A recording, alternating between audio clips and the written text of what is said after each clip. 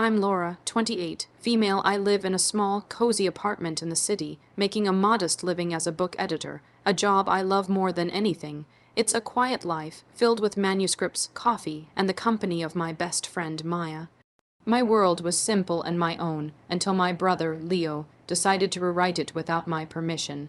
This is the story of how a stunning gift, a lakeside house, turned out to be nothing more than a beautifully wrapped cage, and how I used my quiet skills to tear it all down. Before this story unfolds, I'd love to connect with you. Please let me know in the comments where you're watching from and what time it is in your corner of the world. It's amazing to see how far these stories can travel. It all started last summer on a sweltering July afternoon.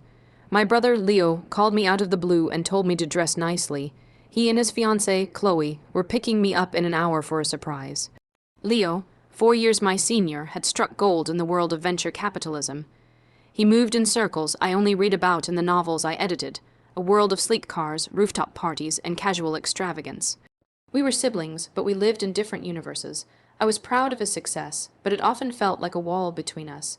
He saw my life as something to be fixed, a project to be managed. An hour later, a gleaming black car pulled up to my humble apartment building. Chloe, a luxury real estate agent who looked like she'd just stepped off a magazine cover, waved from the passenger seat. "Laura, you look adorable," she said, her voice dripping with the kind of practiced sweetness that always put me on edge. Leo just smiled, that confident, all-knowing smile of his. "Trust me, little sis," he said. "You're going to love this." We drove for nearly 2 hours, leaving the city smog behind for the fresh, pine-scented air of the countryside. We eventually turned down a private, tree-lined road that opened up to a breathtaking view of a shimmering blue lake. And there it was, a modern, beautiful house made of glass and cedar, perched right on the water's edge. It was stunning, a piece of architectural art. "What is this place?" I asked, my voice barely a whisper. Leo parked the car and turned to me, his eyes gleaming. "It's yours," he announced, as if he were handing me a keychain.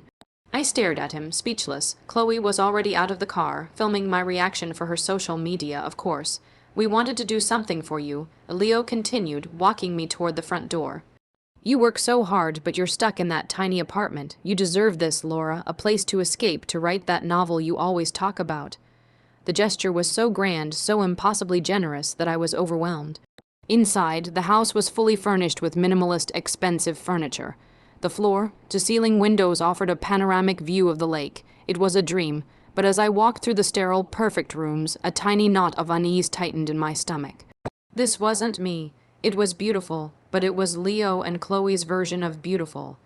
It felt like a stage set, not a home.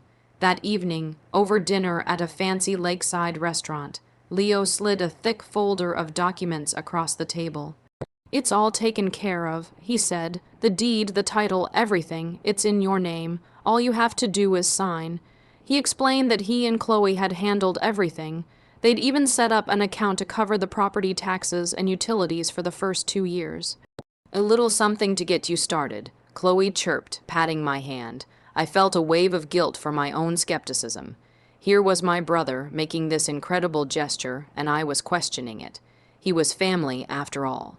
He wanted to help, so, drowning my doubts in the expensive wine Leo had ordered, I signed the papers. They were thick with legal jargon I didn't understand, but Leo assured me it was all standard. As I scribbled my name, I saw a quick, triumphant glance pass between him and Chloe. I told myself I was imagining it. That night, I held the keys to a house I never could have afforded, feeling like I was the luckiest sister in the world. I had no idea that I hadn't been given a key to a dream house, but a key to a pair of golden handcuffs. The first few weeks were a novelty. I spent weekends at the lake house, trying to make it feel like my own. I brought my favorite books, a comfortable old armchair from my apartment, and tried to fill the silent, modern spaces with a bit of my personality. But the feeling of being a guest in my own home never quite faded. Leo and Chloe visited often, usually unannounced. They'd bring their wealthy friends, turning my quiet retreat into a weekend party spot. "We're just showing off your beautiful new place," Chloe would say, taking endless photos for her online followers, always tagging the location and mentioning the gorgeous home we got for my amazing sister in Lotta B. I started to feel less like an owner and more like a property manager. They would critique the small changes I made. "Oh, Laura, that old chair doesn't really fit the aesthetic, does it?" Chloe once remarked, wrinkling her nose. Leo would suggest renovations, additions, and landscaping projects, talking about the property's investment potential. It was never about my comfort. It was always about the value, the look, the image. The first real crack in the facade appeared about a month later. I received a letter from a company called Blackwood Holdings, LLC. It was a welcome letter of sorts, outlining the terms of the property management and a schedule for maintenance fees that would kick in after the initial 2-year period. The fees were astronomical, far more than I could ever afford on my editor's salary. I called Leo, confused. "Oh, that's just a formality," he said dismissively. "Blackwood is the company that manages the development. Don't worry about it, I'll handle it." His casual attitude didn't sit right with me. Why was a management company contacting me if he was handling everything? I decided to do a little digging. The welcome packet included a copy of the community bylaws. As an editor, I'm trained to read the fine print, to look for inconsistencies and hidden meanings. So I sat down with a cup of tea and started reading. The document was dense, full of legal clauses and covenants. Deep within the section on property ownership, I found it. It was a single, cleverly worded clause that stated any property owner within the development was automatically entered into a partnership with Blackwood Holdings, LLC. Furthermore, the clause gave Blackwood Holdings the right of first refusal if the owner ever decided to sell, at a price determined by their own internal appraisers. But the most chilling part was a sub-clause that outlined what would happen if an owner defaulted on the exorbitant maintenance fees. In that event, ownership of the property would revert not to the bank, but directly to Blackwood Holdings, LLC for a nominal sum of $1. My blood ran cold. This wasn't just a set of rules, it was a trap. The 2 years of paid taxes and utilities weren't a gift. They were a countdown timer. Once that period was up, I'd be hit with fees I couldn't possibly pay, and the house would be snatched from under me. I felt a surge of nausea. Who was Blackwood Holdings? I flipped back to the first page of the letterhead, my eyes scanning for an address, a phone number, anything. At the very bottom, in tiny print, was a list of the company's executive board members. And there, under the title of managing partner, was a name I knew all too well, Leo, my brother. My hands were shaking as I stared at Leo's name on the Blackwood Holdings document. It was like a puzzle piece clicking into place, revealing a picture so ugly and manipulative I could barely stand to look at it. The grand gesture, the surprise, the gift, it was all a sham, a calculated, cruel deception. I sank into my old, comfortable armchair, the one Chloe hated, and tried to breathe. The beautiful lake house, with its panoramic windows, suddenly felt like a glass cage, and the walls were closing in. I immediately called my best friend Maya. She was a paralegal, and her calm, logical mind was exactly what I needed. I explained everything over the phone, my voice cracking with a mixture of anger and hurt. "Laura, slow down," she said gently. "Read me that clause again, word for word." I did, my voice trembling as I recited the legal jargon that sealed my fate. There was a long silence on the other end of the line. When Maya finally spoke, her voice was steely. "He can't do that," she said. "Well, he can if you signed it, but it's predatory. This is a classic shell company scheme. He's using you to hold the property, probably for some kind of tax benefit or to shield it from his other business dealings. Then, when you inevitably default, he gets a multi-million-dollar asset back in his company's name for practically nothing. He's laundering the property through you." Her words hit me like a physical blow. Laundering, the term was so sterile, so corporate, but what it meant was that my own brother was using me as a pawn in his financial games. The hurt was immense, a deep, aching wound. This wasn't just about a house, it was about trust. It was about the fact that my brother saw me not as his sister, but as a tool. "I need to see all the documents you signed, Laura," Maya said, her tone shifting into professional mode. "Every single page. Don't let on that you know anything. Just act normal until we figure this out." The next day, I drove back to the lake house, my mind racing. I had left the thick folder of documents Leo had given me in a desk drawer. I needed to get them before he or Chloe realized I was becoming suspicious. Walking into the house felt different now. The sleek furniture seemed cold and mocking. The beautiful view of the lake felt like a taunt. I found the folder and quickly scanned the papers. There it was, the deed I had so naively signed. Underneath, it was a stack of other documents I hadn't even looked at: partnership agreements with Blackwood Holdings, waiver forms, and a power of attorney clause giving the management company, Leo's company, sweeping control over the property in the event of any dispute. I had signed it all away without a second thought, blinded by what I thought was brotherly love. The final, sickening detail came when I looked closely at the signature page of the main deed. The notary who had stamped and signed it was a name I recognized, Chloe. Her notary license number was listed right there, of course. She wasn't just a bystander. She was an active participant, using her professional credentials to legitimize this entire scam. The two of them had planned this together, every single step. They had probably laughed about it, celebrating how clever they were. The thought made me feel physically ill. I gathered every single piece of paper, put them in my bag, and walked out of that house without looking back. It wasn't my home. It had never been. It was just the scene of the crime. With the documents in hand, I met Meyer at her apartment. We spread everything out on her dining room table, and for the next several hours we pored over every line. Maya, with her paralegal training, saw things I had missed. She pointed out how the clauses were intentionally confusing, designed to be skimmed over. She highlighted the power of attorney agreement, which was buried in the middle of a mundane maintenance contract. "This is the real weapon," she said, tapping the page. "This gives him the power to act on your behalf regarding the property without your consent. It's how he would make the transfer to his company seamless once you default. It was a fortress of legal deceit built to protect Leo and trap me. But as we dug deeper, we realized that his arrogance might be his undoing. He's using his own fiancée as the notary on a transaction where he is the primary beneficiary through his shell company." Meyer explained.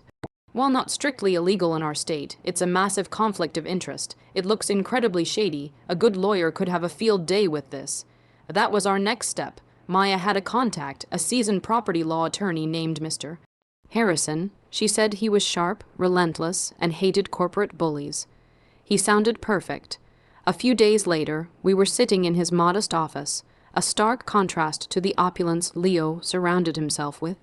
I laid out the story, my voice steady now, fueled by a cold, hard anger. Mr. Harrison listened patiently, examining the documents with a practiced eye. When I finished, he leaned back in his chair, a grim smile on his face. "Well, M.S. Miller," he said, "your brother is either very arrogant or very stupid, possibly both. He explained the scheme just as Maya had, but with more detail. He suspected Leo was using the property transfer to avoid a massive capital gains tax or to hide assets from his business partners. By gifting it to me, a family member with a much lower income, he created a tax shelter. The plan was to let me hold it for a couple of years before yanking it back through the default clause, all while appearing to be the most generous brother in the world. The conflict of interest with his fiancée acting as the notary is our entry point," Mr. Harrison said, "but we need more. We need to understand the full scope of his financial situation and why he's so desperate to hide this particular asset. That's when my skills as an editor kicked in. My job is to find the story within the story, to see the patterns and connect the dots. Leo and Chloe were obsessed with their public image. Chloe's social media was a meticulously curated timeline of their lavish life. I spent the next 2 weeks diving deep into her online presence, going back years. I wasn't just looking at the photos. I was analyzing the tags, the locations, the comments, the other people in the pictures. I started to build a timeline. I referenced the dates of their lavish trips with public records of Leo's company acquisitions. A pattern emerged. Right before every major business deal, Leo and Chloe would go on an extravagant vacation, and Chloe would post dozens of photos. It was a performance of success, but I also noticed something else. I found photos from a charity gala from about 6 months before the lake house gift. In the background of one of Chloe's pictures, I saw Leo in a deep, private conversation with a man I recognized from the news, a notorious corporate raider who had recently been investigated for fraud. That was the thread. I started digging into Leo's business partners, the ones he had before he made his millions. I found an old online forum for tech startups and discovered a trail of angry posts from a former partner who accused Leo of stealing his ideas and forcing him out of the company right before it took off. The story was starting to become clear. Leo hadn't just built his fortune, he had built it on a foundation of lies and betrayal. The lake house wasn't just a tax dodge, it was part of a much larger pattern of using and discarding people for his own gain. And I was just the latest casualty. Armed with this new information, my anger solidified into cold, clear resolve. I was no longer just a victim, I was the editor of this story, and I was about to write a new ending. Mr. Harrison confirmed that while the anecdotal evidence about Leo's past dealings wouldn't hold up in court on its own, it established a pattern of unethical behavior that could be used as leverage. The plan began to form, not one of loud, angry confrontation, but something quieter, more precise, and far more damaging. Leo's entire empire was built on his reputation. He was the golden boy of the venture capital world, the self-made man with the Midas touch.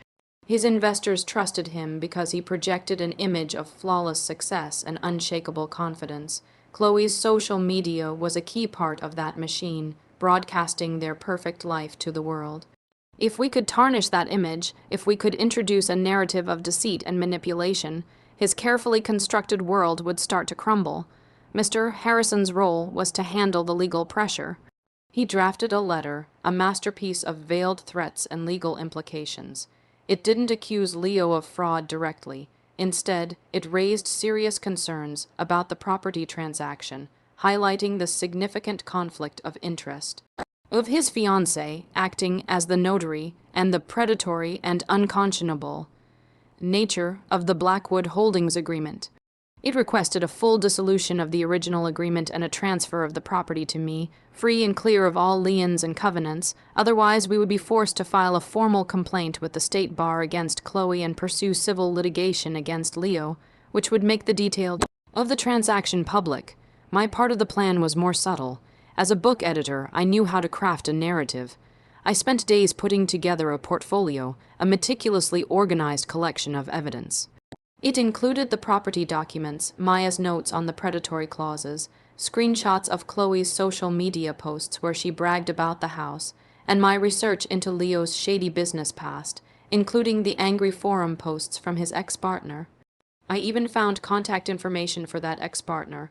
I didn't reach out to him, not yet. He was a card I would hold in reserve. I compiled all of this into a single, devastating package. I made several copies.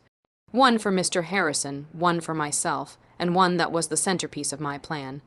This wasn't just about getting the house. It was about making Leo understand that I was not the naive, simple little sister he could push around.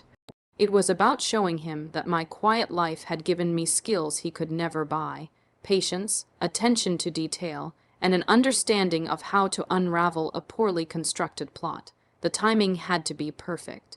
The annual family Thanksgiving dinner was in 3 weeks, hosted at our parents' house. It was Leo's favorite event, a stage where he could perform the role of the successful, benevolent son and brother for the entire family. He and Chloe would be there, basking in the glow of their generosity. That would be the day. Mr. Harrison would send his legal letter to Leo's office to arrive the day before Thanksgiving, ensuring it would be on his desk, sowing the seeds of panic right before the family gathering. My part of the plan would happen at the dinner itself. I wasn't going to shout or cause a scene. I was going to give a toast. A calm, quiet, perfectly worded toast that would expose him in front of everyone he wanted to impress.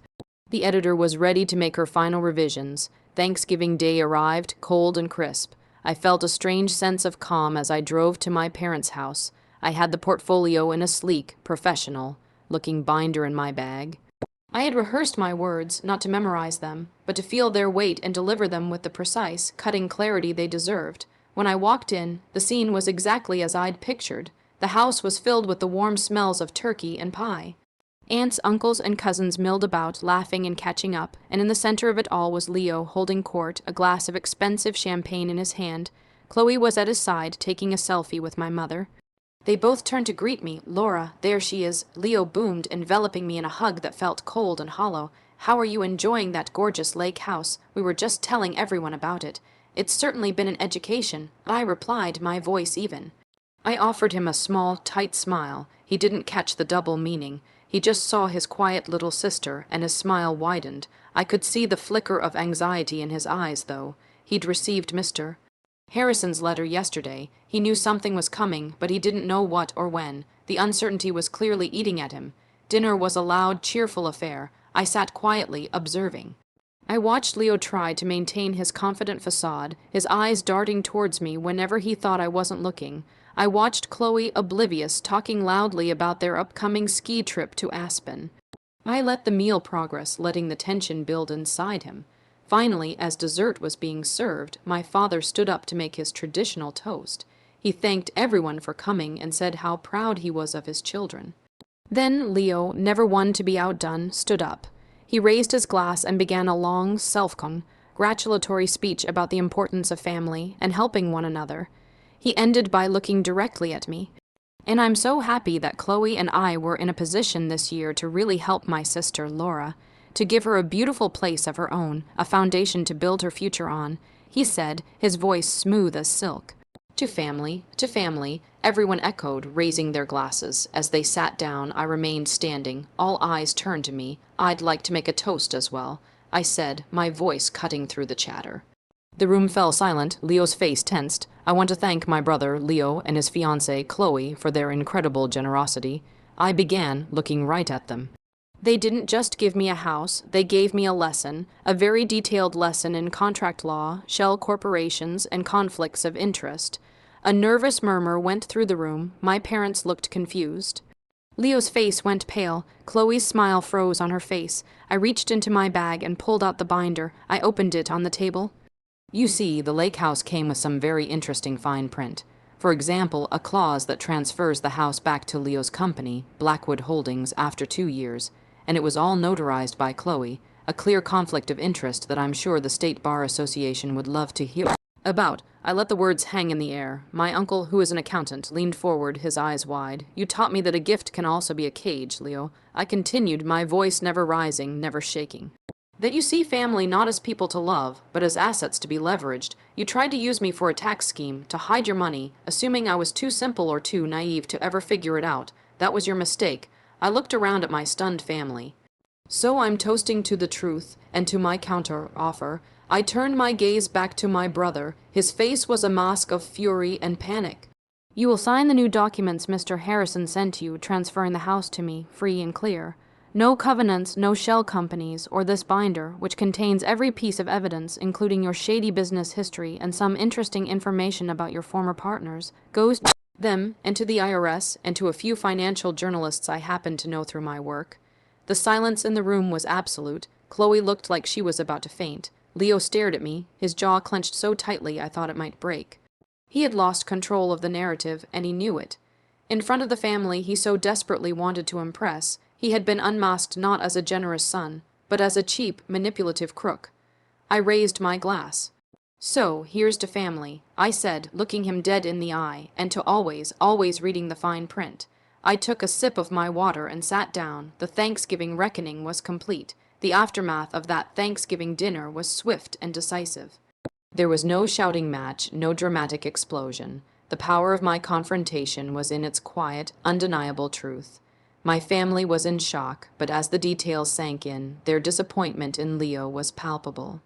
The perfect image he had cultivated for years had been shattered in a matter of minutes. The next morning, I got a call from Mr. Harrison. Leo had signed the documents. He had no choice. The risk of public exposure, of inquiries into his business practices, and the professional ruin for Chloe was too great a price to pay. He folded completely. Within a week, the lake house was legally and truly mine, with no strings attached, no hidden clauses, and no countdown clock. The name Blackwood Holdings was scrubbed from the deed forever. My relationship with Leo is, for all intents and purposes, over. He and Chloe are still together, but their engagement seems to be on a permanent hold. I see them at obligatory family holidays, but the conversations are stilted and brief. He can't look me in the eye. He doesn't see his naive little sister anymore. He sees the person who holds the power to unravel his entire life. The fear in his eyes is a constant reminder of my victory. Some in the family tried to preach forgiveness to keep the peace, but I stood firm. Peace at the cost of my dignity was not a price I was willing to pay. My sister Clara and my parents understood and supported me completely. For a while, I wasn't sure what to do with the house. It was tainted by the memory of the betrayal. I thought about selling it immediately and using the money to start fresh somewhere else. But one weekend, I drove out there alone.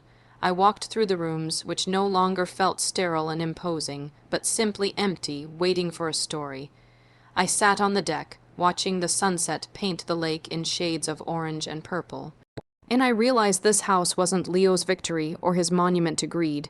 It was mine. I had won it, not with money, but with intelligence, courage, and a refusal to be underestimated. Selling it would feel like running away. Keeping it and making it my own was the final act of rewriting the story, so that's what I'm doing. I sold my old armchair and bought a new, even more comfortable one. I painted the stark white walls a warm, inviting cream.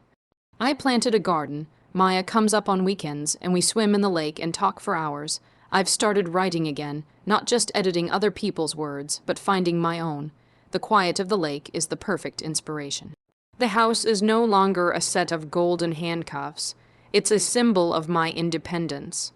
It's a reminder that my quiet nature is not a weakness, and that the skills I've honed in my small life, patience, observation, and an eye for the devil in the details, are more powerful than all the money and bluster in the world. My brother tried to write a chapter of my life for me, a chapter where I was the fool. But I edited his work, deleted his narrative, and I am now, finally, writing my own.